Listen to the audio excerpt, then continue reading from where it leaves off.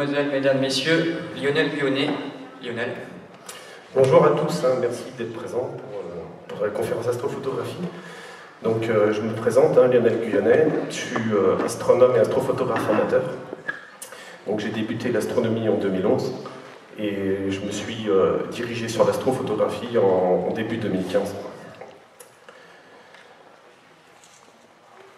Alors, qu'est-ce que l'astrophotographie? L'astrophotographie, c'est le mélange de deux disciplines. Donc, c'est la discipline de l'astronomie associée à la discipline de la photographie. Alors, on n'est pas forcément obligé de connaître tout au niveau notion astronomie et photographie au fur et à mesure de la pratique. Ça devient facilement, comment on dit, l'acquisition est rapide au niveau de ces réflexes et de ces techniques.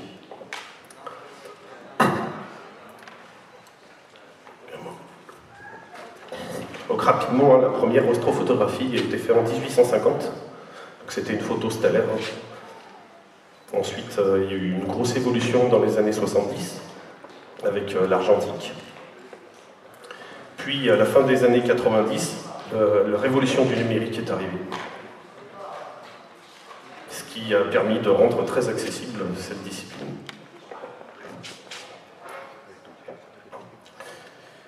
Donc, pourquoi l'astrophotographie? Alors, je vais différencier rapidement deux types d'astrophotographie. L'astrophotographie planétaire et l'astrophotographie ciel profond. Deux techniques assez différentes.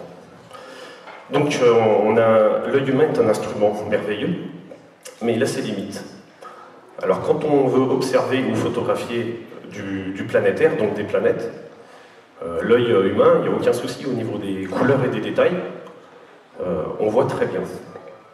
Par contre, lorsqu'on veut s'attaquer à des objets qui sont à plusieurs centaines ou milliers d'années-lumière, l'œil humain, malheureusement, il ne peut pas voir les couleurs. Donc on voit que des nuances de gris, des dégradés de gris ou de blanc. Et c'est là qu'intervient l'utilisation de la photographie, qui permet de restituer des couleurs et des détails car il y a beaucoup moins de contraintes que l'œil humain. Donc voilà pourquoi l'astrophotographie, en gros, est arrivée. Donc, ensuite, je vais vous faire une rapide biographie. Alors, moi, j'ai commencé en 2011 avec un petit télescope de débutant, un 150 par 1400. Au bout de 3 ans d'observation visuelle, le désir de faire de l'astrophotographie était devenu inévitable, donc il fallait passer le pas. Donc j'ai commencé en afocal avec un système vraiment ce qu'on appelle petit budget, donc avec un petit appareil compact, pas du tout un réflexe comme ça, mais un tout petit appareil un peu ressemblant un peu à ce genre d'appareil-là, et avec un adaptateur qui coûte une quarantaine d'euros. Donc j'ai commencé à faire des clichés, je vais vous montrer là-dessus. Rapidement, j'ai commencé à faire des clichés sans l'appareil, bien sûr. Je mettais l'oculaire et le compact prenait la place de l'œil. Donc c'est la toute première technique d'imagerie que j'ai tentée. Ces techniques étant limitées, il a fallu passer à la technique qu'on dit traditionnelle. Donc c'est la technique du réflexe au foyer. Donc il faut bien sûr l'instrument, la lunette astronomique, ou un télescope, et ensuite un appareil, un boîtier réflexe. Donc en fait, tout simplement, on utilise la lunette ou le tube optique, que ce soit un télescope de type Matsukov ou Newton, on se sert en fait de la lunette comme un objectif. C'est un très gros objectif. Là, vous avez l'exemple, un objectif traditionnel, 70-300. Donc en fait, c'est à peu près la même chose, sauf que pour la taille de l'objectif. C'est un instrument astronomique. Donc pour le planétaire, on peut commencer avec un matériel assez basique. Il y a beaucoup moins de contraintes au niveau conditions du ciel, suivi. Je ne vais pas toutes vous les détailler, les contraintes je les ferai après. Mais comment vous expliquer? On peut prendre simplement avec un appareil comme ça, on peut photographier la Lune par exemple, sans avoir besoin de suivi. Par contre, si on veut faire des galaxies ou des nébuleuses, il faut avoir un suivi. Donc qu'est-ce que le suivi? Le suivi, c'est une monture motorisée sur deux axes, l'axe d'ascension et l'axe de déclinaison, qui va compenser la rotation de la Terre. Donc le but, en fait, c'est de suivre tout le temps l'étoile, de l'avoir tout le temps dans le champ, au centre. Alors pour le planétaire, juste une monture azimutale, il n'y a pas de souci, même une monture équatoriale non motorisée, on peut très facilement imager les planètes. Mais comme je vous ai expliqué, pour les galaxies et les nébuleuses, il faut du temps de pause très long. Donc il faut du suivi.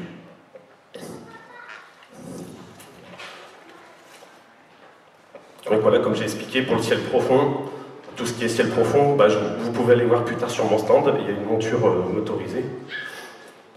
Là, avec ce genre de matériel, le plus classique, c'est-à-dire un trépied, un boîtier réflexe et un objectif.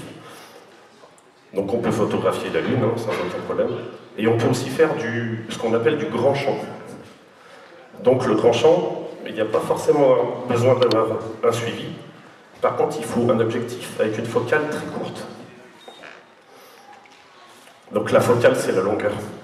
Plus la focale est longue, et moins on pourra faire du temps d'exposition long, car on aura du filet dû à la rotation de la planète. Donc là, c'est le grand champ sur un objectif, par exemple, de 10 mm.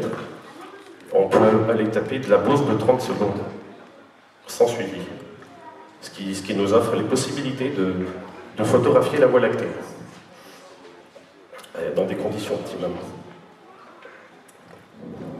Donc la focale, qu'est-ce que la focale? La focale, c'est très important. C'est la longueur du tube optique. Donc là, nous avons un objectif avec des focales variables.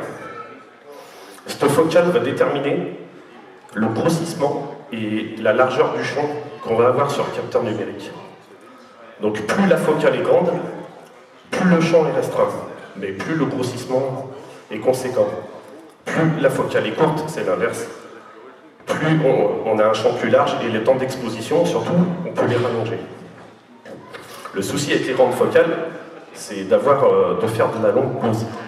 Parce qu'il faut un suivi aux petits oignons. Le moindre petit décalage sur une grande focale, ça va tout de suite se voir.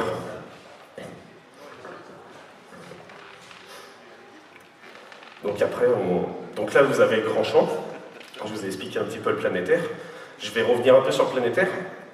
C'est un petit peu ma spécialité, j'avoue. Le ciel profond, je suis vraiment débutant. Donc le planétaire, je vous ai expliqué, on peut le faire avec ma toute première technique que j'ai citée, en afocale. Ensuite, on peut le faire avec un réflexe au foyer, sur un télescope de type Maksutov, par exemple, ou Schmidt-Cassegrain, qui ont des focales énormes. Et il faut un miroir assez conséquent aussi pour récolter beaucoup de lumière. Forcément, plus on grossit, plus on va perdre de la luminosité. Donc pour compenser ça, il faut un miroir qui collecte beaucoup de photons. Par exemple, avec la lunette, le planétaire, c'est possible, mais il y a très peu de grossissement. La Lune, par exemple, va tenir dans le champ total du capteur. Alors là, on ne peut pas vraiment faire du gros grossissement avec la lunette.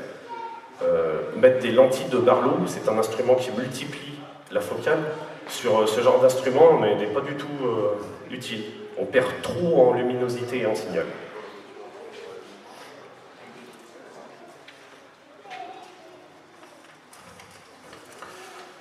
Alors ensuite, donc je vous ai parlé de la focale, mais je vous ai aussi parlé du diamètre.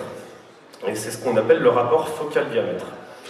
Alors le rapport focale-diamètre va déterminer quel genre de pratique on va pouvoir faire. Alors je vais résumer vite fait. De FD1, parce que FD0 ça n'existe pas, à FD5, on va être dans ce qu'on appelle du grand champ.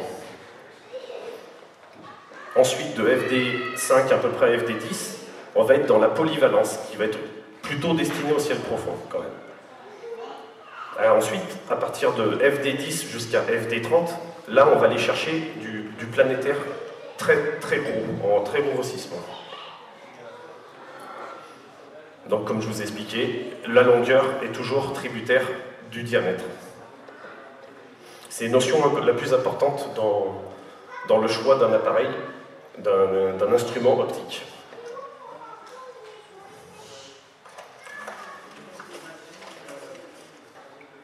Alors, dans l'astronomie planétaire, il existe aussi deux sous-catégories. Bon, normalement, elles sont considérées comme des catégories à part. Mais on va parler de l'astrophotographie solaire et l'astrophotographie lunaire. L'astrophotographie solaire se pratique obligatoirement avec un filtre adapté. Vous connaissez tous les effets du soleil sur la rétine. Si on fixe le soleil, c'est des dégâts irréversibles.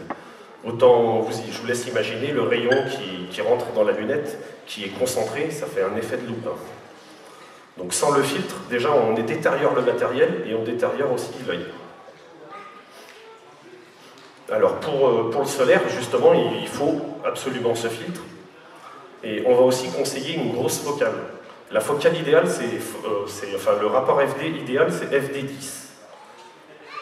Donc une lunette, par exemple, de 100 mm de diamètre par 1000 mm de longueur nous donnera un FD10 et on pourra faire du solaire, le soleil qui tient totalement dans le champ du capteur. On peut aussi imager avec des caméras. Alors il existe des webcams, donc les webcams c'est pour débuter, c'est très bien, ça donne déjà les notions. Ensuite, on peut passer à la CMOS. Donc la CMOS, c'est une caméra un peu plus évoluée qui fait des images en haute résolution. Mais ensuite, on a le top du top qu'on appelle le CCD. Donc c'est des abréviations en anglais. Hein. Je vous passe les noms. Et donc c'est une caméra haute résolution refroidie. Donc pourquoi on la refroidit? Je résume vite fait. Quand on prend des photos, on a un rapport signal-bruit. Plus on va augmenter le signal, plus on va avoir du bruit. Pour réduire ce bruit, qui est dû à... c'est thermique, le bruit, on va refroidir le capteur. Le but étant de le refroidir à des températures négatives pour annuler le bruit. Ce qui nous permettra ensuite de réduire les temps de pause et d'augmenter le gain. Mais je reviendrai dessus plus tard.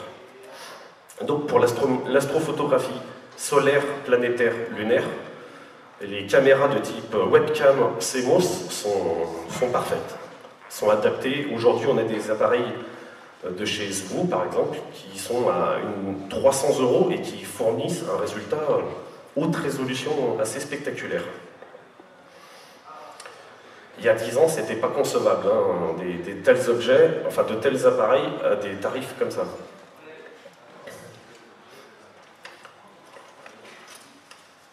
Donc je vous ai parlé d'astrophotographie solaire, où il faut un filtre particulier qu'on va mettre devant. La plupart du temps, il y a des filtres tout faits qui sont vendus.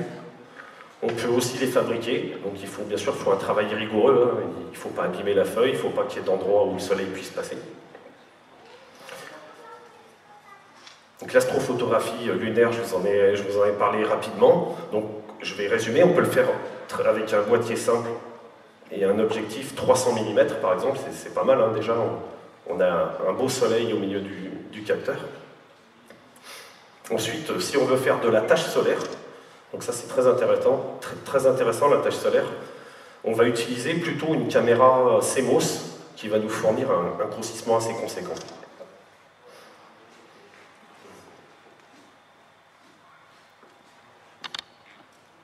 Bon, ça ne veut pas marcher, c'est pas grave.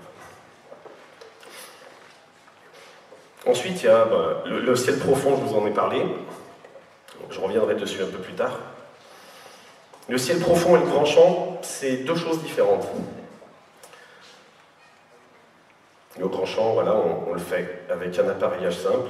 Le ciel profond, c'est une lunette ou un tube optique adapté, un réflexe et une monture motorisée sur les deux axes.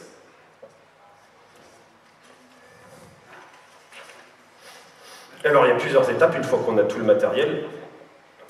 Alors, ça peut paraître complexe au début, l'astrophotographie. Je vous rassure, c'est abordable et ça va vite. La preuve, moi, j'ai commencé il n'y a pas très longtemps, et vous pourrez venir voir les clichés. C'est accessible à tous. Par contre, ça demande un petit peu de rigueur et un petit peu de technique.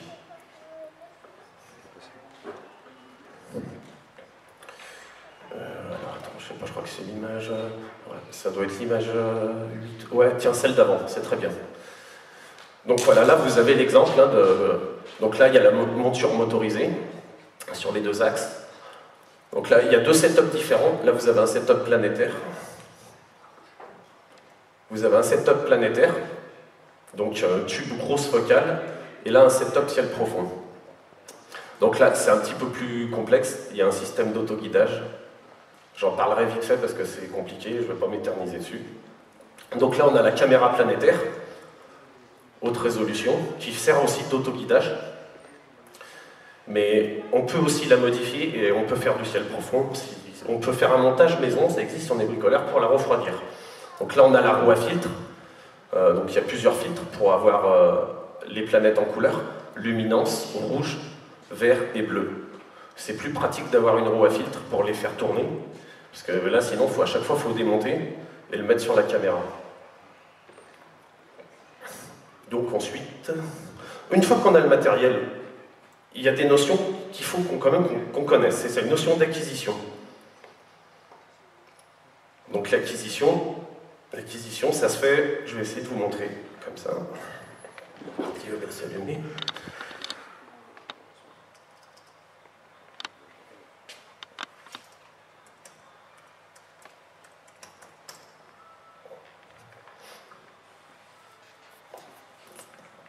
Donc là, au jour d'aujourd'hui, quasiment tous les APN sont pilotables par ordinateur via un simple câble USB. L'avantage, déjà, ça évite qu'on produise des vibrations sur l'appareil. Le fait de toucher, ça crée des tremblements, c'est une catastrophe. Et surtout, on a plein de réglages qu'on peut faire assez facilement.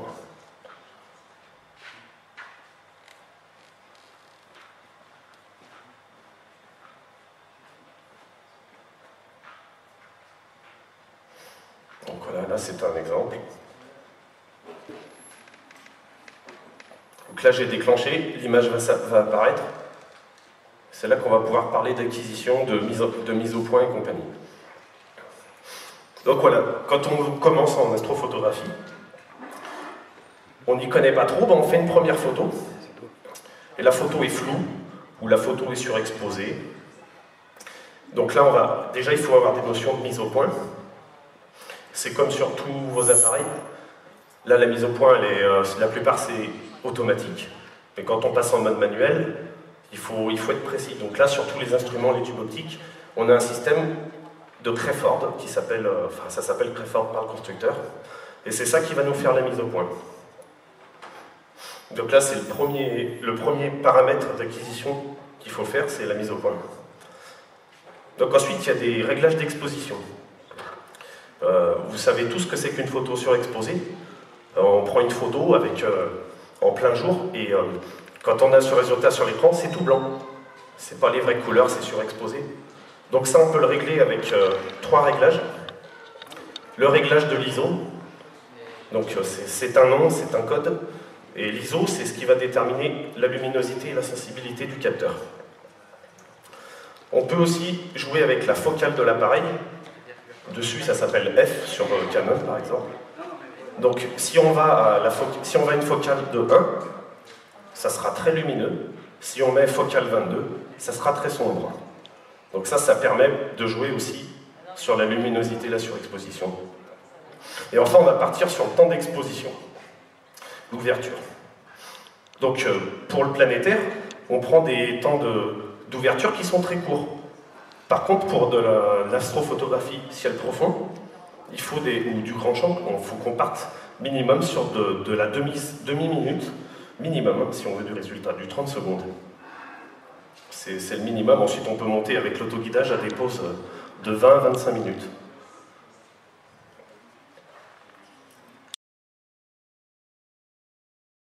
Ouais, on va passer à autre chose.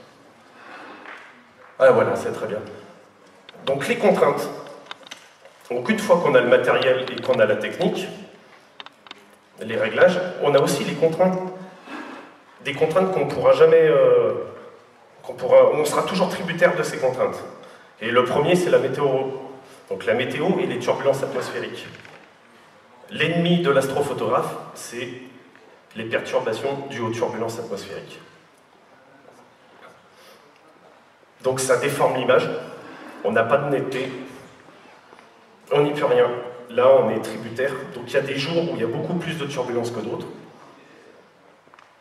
ce qu'on appelle le seeing, pour ceux qui connaissent.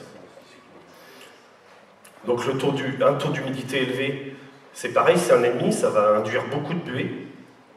On va être obligé de mettre des dispositifs anti-buée qui vont alourdir un petit peu le matériel. On a les rafales de vent qui font tout trembler. Et la température négative, c'est plus un problème pour l'individu que le matériel. Le matériel supporte bien les températures négatives, l'être humain, c'est pas pareil. Donc le but, c'est quand on veut faire de l'astrophotographie ciel profond, c'est d'avoir déjà une information météorologique, une information géographique de l'endroit où est-ce qu'on va être, si ça va être en altitude, on va avoir beaucoup de vent, tandis que là, est-ce qu'on va être à l'abri du vent? Donc ça, c'est un premier paramètre. Ensuite, un deuxième paramètre qui est un vrai fléau aujourd'hui en France, et dans la plupart des pays, c'est ce qu'on appelle la pollution lumineuse. Alors la pollution lumineuse, c'est tous les éclairages publics qui nous offrent au jour d'aujourd'hui en France un ciel très rarement noir. Il faut aller dans les Hautes-Alpes, dans le Jura, dans le Massif central aussi, il y a des endroits où c'est noir, et dans les Pyrénées, donc tout ce qui est à peu près en altitude.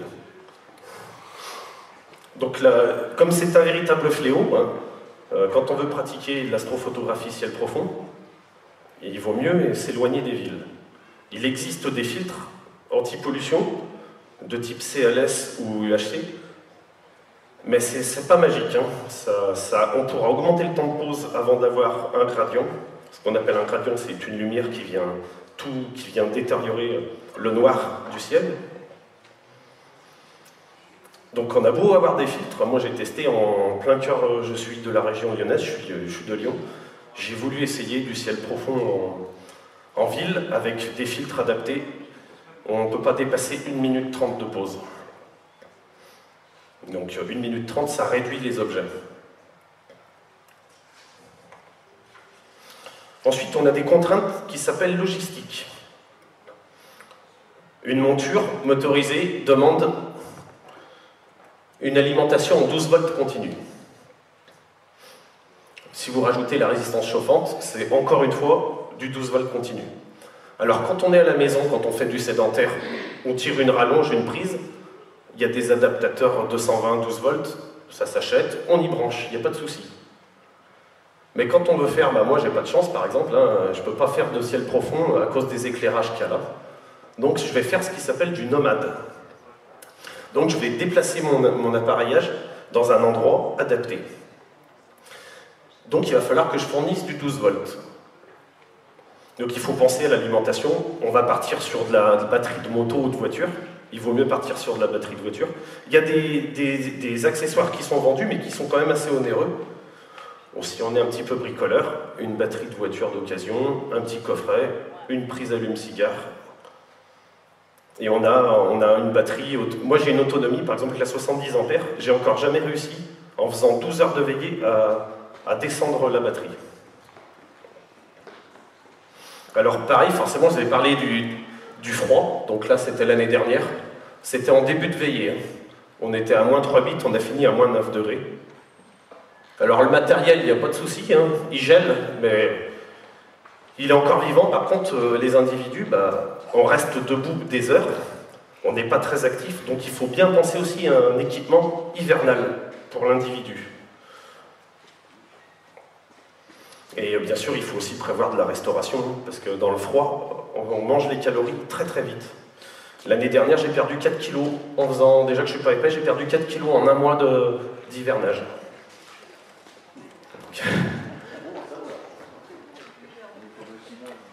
Ensuite, après, il y a un autre aspect qui vient dans le matériel, c'est ce qu'on appelle l'encombrement et la facilité de montage. Il existe tout type de matériel. Par exemple, le lot qui a gagné est un matériel qu'on appelle compact. Donc ça, c'est très facile quand on veut faire du nomade de le déplacer. Un appareil comme ça, comme le mien, on est à 58 kg. Donc il faut des caissons, bien entendu, c'est du matériel qui est assez onéreux, donc on va fabriquer ou acheter des caissons de transport. Alors la Xara, moi je vous dis, elle est remplie. Là, c'est le coffre de la Xara. Hein. J'ai une petite voiture berline, mais c'est rempli en 2 secondes. Donc ça, il faut bien y penser quand on quand on veut se lancer dans l'astrophotographie. Il faut bien penser à l'encombrement et à la facilité de montage. Pour faire le montage de celui-là, j'en ai pour à peu près 10 minutes. Par contre, les réglages, après ce qu'on appelle la mise en station, ça va partir jusqu'à 45 minutes. Donc il faut compter 1 heure à peu près de mise en place d'un appareil comme ça. Là, il y en a pour 3 minutes de mise en place.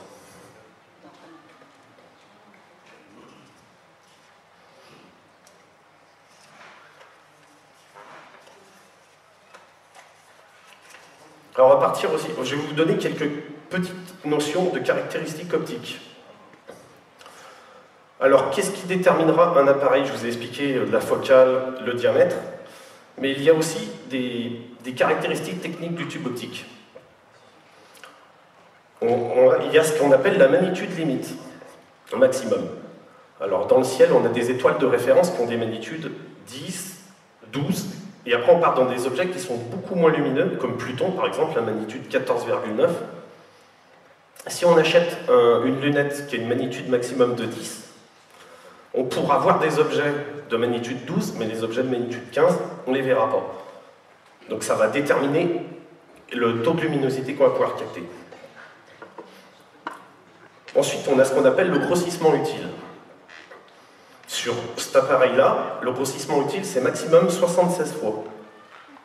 Donc je ne peux pas grossir au-delà de 76 fois. L'image va être dégradée. Cet appareil-là, c'est 460 fois. J'ai essayé, hein, j'ai mis une lentille de Barlow X2, j'ai multiplié par 2 le grossissement. Par contre, on a une dégradation de la qualité des détails. Donc ça aussi, ça détermine, le grossissement utile détermine beaucoup. Ensuite, on a la clarté. Donc la clarté, c'est ce que je vous ai expliqué, c'est par rapport au diamètre du miroir ou de la lentille. Il faut bien comprendre que la lumière, elle arrive du ciel dans ce tube, dans ce qu'on appelle un peu un tube à photons. Ensuite, nous avons un jaune miroir qui va reproduire l'image. Alors soit, par exemple, sur le type Max Outhoff ou Schmidt-Cassegrain, c'est directement derrière. Sur les Newton, ça va être sur le côté, parce qu'on va avoir un miroir primaire là et un miroir secondaire là. La clarté, bah forcément, plus on a un gros diamètre de miroir, plus on va récolter de photons. Et plus ça va nous donner de la clarté. Je ne rentre pas dans les détails, on a aussi, c'est aussi une histoire de pupille humaine. Quand on est jeune, on est à 5 mm. Quand on prend de l'âge, ça va à 6 ou 7 mm.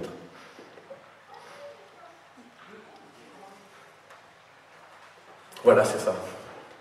Donc là, c'est vraiment du... Moi, je suis amateur. Je ne vais pas m'étendre là-dessus. C'est des calculs. Hein,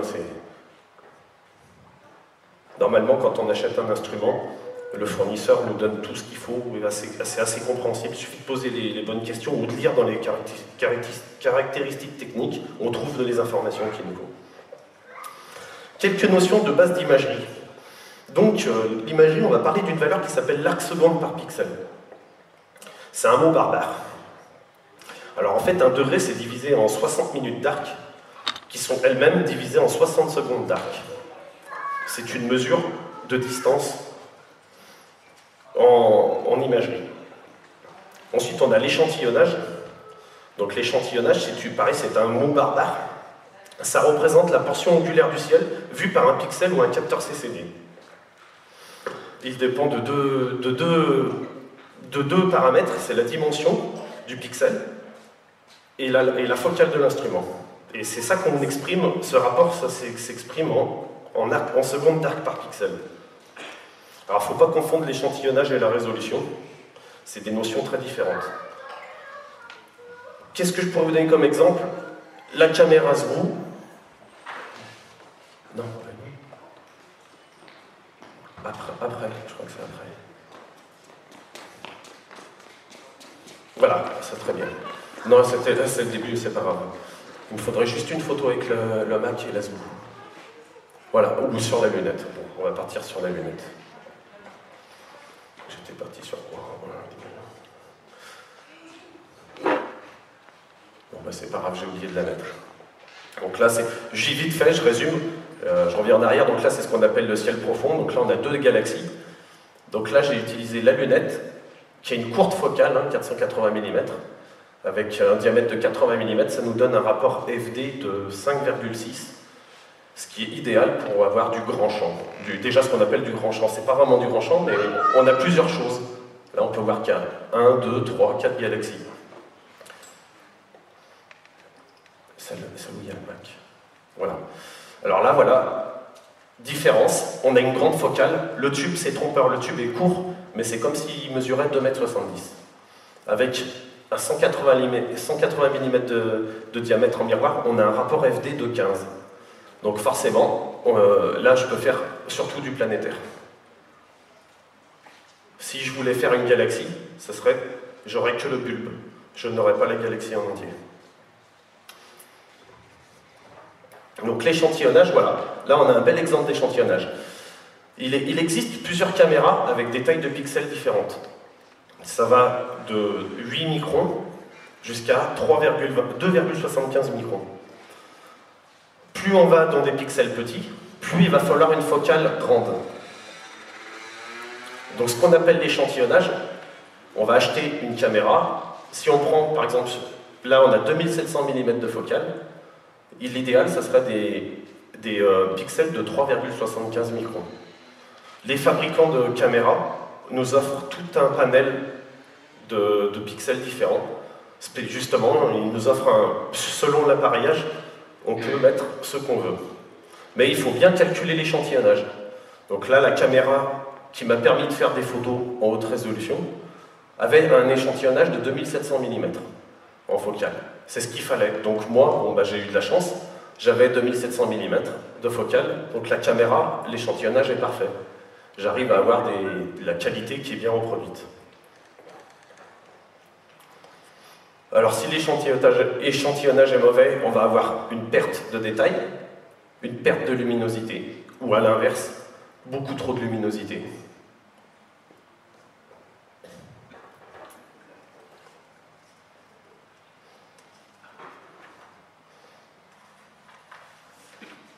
Je vais vous parler de la CCD rapidement. Donc c'est des caméras, j'en ai pas encore, c'est des caméras qui coûtent plusieurs milliers d'euros. Une caméra CCD permet de faire du ciel profond avec de la haute résolution comme ça. Donc elle a un champ plus large, le capteur est plus grand, la taille des pixels n'est pas la même, et ça se monte plutôt sur des objets, sur des lunettes astronomiques comme ça. Alors une fois qu'on a fait l'acquisition, on a le matériel, on a appris la technique, on a fait l'acquisition, on va attaquer ce qui s'appelle le traitement. Lorsqu'on fait des clichés, on a des images brutes. Reviens sur le système solaire que j'ai fait. Ouais.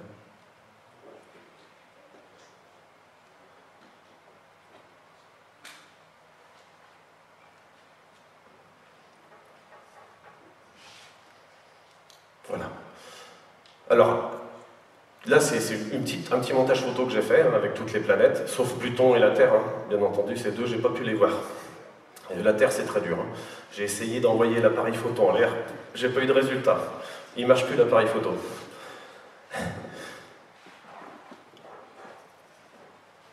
Bon, je suis parti. Voilà, donc le traitement. Donc on a une image brute. Une image brute va nous donner, surtout en format RAW, un format très sombre, on va avoir très peu de signal. Je vais être obligé d'empiler, ce qu'on appelle empiler, donc ça s'appelle le post-traitement. Le but, c'est plus on empile d'images, plus on va avoir une image lumineuse et détaillée. Pour ce qui est du planétaire, je filme. En général, je filme 1400 images à une fréquence très courte, et ensuite je récupère les 100 meilleurs clichés que je vais empiler. Pour le ciel profond, donc c'est plus ce qui est tout en haut, là. Par exemple, là on a une belle voie lactée, mais pour le ciel profond, c'est différent. Là, il faut prendre cliché un par un avec le réflexe, donc ça prend bien plus de temps que la caméra filme assez vite. On peut passer des nuits à prendre de l'acquisition pour avoir un objet très détaillé. Le ciel profond demande plus de rigueur et de travail. Donc là, c'est pareil, je vais empiler les photos en format RAW. C'est le meilleur format pour traiter les images. On peut facilement enlever, supprimer les petits défauts qu'on appelle pixels chauds, pixels froids, pixels morts. Donc là, il y a toute une série de clichés techniques qu'on peut faire, qu'on appelle les DFO, ou Dark Flat et Offset. C'est pareil, c'est des mots barbares, mais on va prendre, je résume vite fait, une dark, on va prendre une image dans exactement les mêmes réglages qu'on a pris avant. Bah, par exemple, si je veux prendre M42, j'ai fait une pause de 1 minute, je vais obturer mon tube optique pour que ça soit une image noire. Je vais laisser les mêmes réglages et je vais prendre une quinzaine de shoots qu'on appelle dark ou sombre. Ça, c'est pour enlever les pixels chauds. Je vais faire pareil avec un temps de pause très court par contre. Je laisse obturer. Je vais faire des photos très courtes, un 4 millième, un 2 millième, et là, ça va m'enlever les pixels froids. Et ensuite, on a ce qu'on appelle les flats, donc, ou PLU. C'est des plans de lumière uniforme, des photos de lumière uniforme. Donc là, on va choisir une source lumineuse. Il y a des réglages pour les flats. Il faut regarder sur une courbe d'histogramme pour arriver exactement au bon réglage. Et là, on va faire quelques clichés, et ça va nous permettre de nous enlever tous les défauts optiques. Donc toutes les poussières et les petites imperfections de tout le système optique. Moi, personnellement, je suis un hérétique. Je ne fais pas de Dark Flat Offset pour l'instant. C'est de la passion. Ça demande beaucoup de travail. Par exemple, on fait 3 heures d'acquisition sur M42. On va passer 1 heure à faire les Dark Flat et Offset derrière. Et bien sûr, il faut toujours y faire tout de suite après la session de shoot. Parce que sinon, si on le fait le lendemain, le capteur n'aura pas la même température. On aura touché la mise au point, donc ça sera tout à recommencer. Donc on va empiler ces images, ce qu'on appelle le post-traitement, avec des logiciels. Aujourd'hui, tous les logiciels, on trouve beaucoup de logiciels gratuits, très pratiques, très simples et très rapides. Il y a bien sûr des logiciels payants, mais qui sont bien plus performants. Mais déjà, avec ce qu'on trouve sur Internet, on fait pas mal de choses.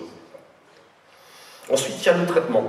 Donc une fois qu'on a empilé une image, on va se retrouver avec une image sombre et floue qu'il va falloir retravailler. Donc là, on va jouer sur ce qu'on appelle le contraste et les ondelettes. Donc les ondelettes, c'est des masques de flou qui vont nous apporter une netteté sur l'image. Alors bien sûr, c'est à chacun de trouver son réglage.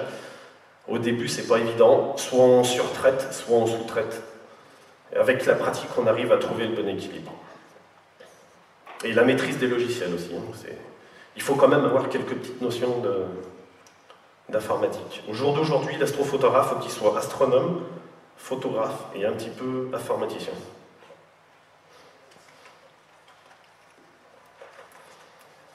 Donc voilà, pour conclure rapidement, donc l'astrophotographie, c'est une discipline qui est formidable, surtout au niveau amateur. Il y a à peu près 20 ans, un appareil, une lunette comme ça, coûtait si je ne me trompe pas, ça coûtait presque dans les 10 000 francs, plus même. Et les prix ont été divisés par 2,5, grâce à l'arrivée de constructeurs comme Orion ou Skywatcher, c'est des chaînes chinoises, qui ont réduit les coûts. Pour la petite histoire, au début, Skywatcher avait du matériel, ils vendaient du matériel qui n'était pas bon. Ils vendaient aux Américains, et les Américains, eux, ils ne renvoient pas la pièce, ils veulent un remboursement sous 48 heures. Autant vous dire que ça leur a coûté la peau des fesses à Sintra. Du coup, ils ont mis la chaîne de montage qu'il faut, et c'est pour ça qu'aujourd'hui, on a la possibilité d'avoir de très bons tubes optiques à prix réduit. Alors ça peut paraître très compliqué, mais rassurez-vous, c'est facile, les termes s'apprennent facilement, le jargon technique s'apprend facilement. Au jour d'aujourd'hui, sur Internet, il y a énormément de groupes, de conseils, il y a des forums, on trouve tout. On trouve tout, on est aidé. Il faut bien imaginer qu'il y a 20 ans, ceux qui faisaient on appelle ça de l'argentique, ils ont tout découvert, ces gens-là, ils n'étaient pas aidés. Et c'est pareil quand le numérique est arrivé. fin des années 90. C'était des pionniers, il a fallu qu'ils s'adaptent. Au jour d'aujourd'hui, maintenant, on trouve tout sur Internet. Hein. Moi, je me suis fait par Internet.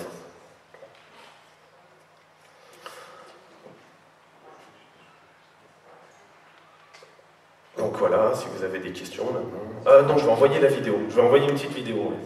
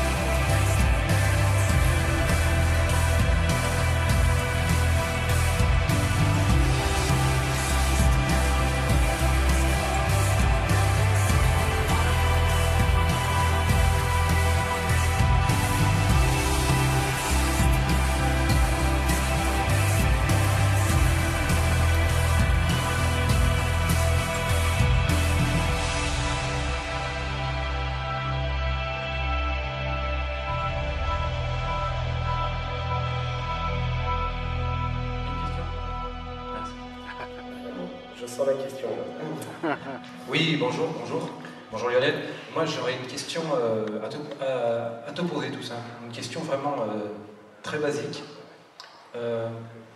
Pourquoi fais-tu de l'astronomie et qu'est-ce qui t'a amené à cette passion? Parce que c'en est une visiblement. J'ai toujours été émerveillé par... c'est une très bonne question. J'ai toujours été émerveillé par la splendeur de la voûte céleste. J'ai décidé de partir dans l'ufologie. Et c'est l'ufologie qui m'a amené vers l'astronomie. Donc, je résume vite fait. Pour moi, c'était inaccessible. En 2011, ma compagne m'a acheté mon premier télescope.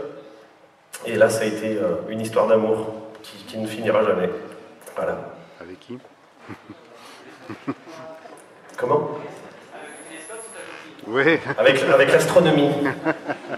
Merci de ta réponse. Pas de souci, Raymond. Y a-t-il encore une seconde question? Xavier, Antoine? Oui? C'est juste une félicitation de toutes ces images acquises en si peu de temps. Parce que je fais aussi de l'astrophoto, mais il m'a fallu des années et des années pour en arriver là aussi. Merci Roger. Fantastique. J'ai eu deux bons professeurs. J'ai Jérôme Gréblac, un professionnel, qui m'a introduit dans le ciel profond. Et ensuite, j'ai rencontré Patrick Antoine, qui est en Tunisie. Et Patrick Antoine a fait ce travail formidable par Facebook. Il m'a formé. Voilà. Donc tout ce résultat, c'est certes de mon travail, mais si on m'avait pas donné les bons... Si on m'avait pas mis sur la bonne voie, donc j'en serais pas là. Après, c'est pour vous prouver que c'est vraiment accessible à tout le monde. On croit que c'est compliqué, on croit que c'est très onéreux. Tout ça, c'est des fausses idées. Oui. Oui, moi aussi, c'est pareil. Je suis assez scotché de voir tout ça, surtout en si peu de temps. Et je sais que par le réseau Suricat, tu fais des cours aussi. Alors, est-ce qu'on peut retrouver en postcard, comment on dit, en postcard, tous les cours que tu fais? Est-ce que c'est possible? Des tutos? Alors, c'est pas vraiment des cours, c'est des petits conseils que je donne à la fin d'émission. Je ne l'ai pas fait sur les deux dernières, parce que j'ai beaucoup travaillé sur le village. Par contre, je peux faire lors de veillées, si vous assistez à des veillées avec moi dans la région, je peux vous enseigner, il n'y a pas de souci. Alors, j'avoue que quand j'ai des demandes pour faire des cours, et qu'il y a déjà des gens professionnels qui le font, donc peut-être plus tard je me lancerai auto-entrepreneur dans les cours. Mais, bon. Mais par exemple, toi Guy, aucun souci, tu viens me choper en MP et tu as tous les conseils que tu veux. Au sein du réseau Opération Suricat, on a lancé maintenant depuis plusieurs mois une web radio avec un salon de discussion où Lionel fait très régulièrement des interventions pour répondre à toutes questions et conseils, donc en direct via un chat vocal et vidéo. Et on fait ça assez régulièrement, donc n'hésitez pas pour avoir les adresses, les informations. Sur notre site, vous avez toutes les informations et les dates de ces interventions dans notre web radio. Y a-t-il encore une question? Alors je vais conclure.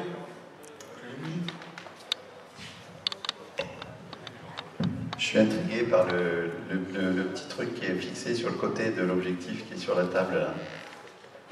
Par le chercheur? C'est un chercheur, ça? C'est un chercheur point laser, oui.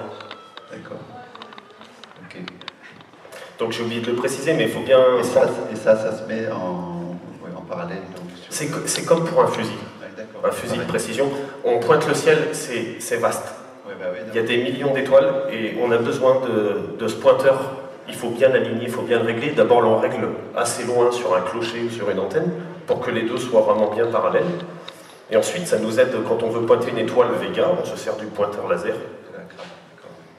Et tu vises pas avec un appareil comme ça, tu vises pas par l'oculaire ni en live view, tu utilises que le pointeur. Alors le pointeur, c'est pour me mettre à peu près dans les environs et ensuite j'affine avec le réflexe connecté à l'ordinateur, donc ça avec un logiciel, ça m'apparaît à l'écran. Ah, tu le fais sur, d'accord, tu affines. Donc ensuite après je centre l'objet par rapport à avec l'écran de l'ordinateur. Voilà.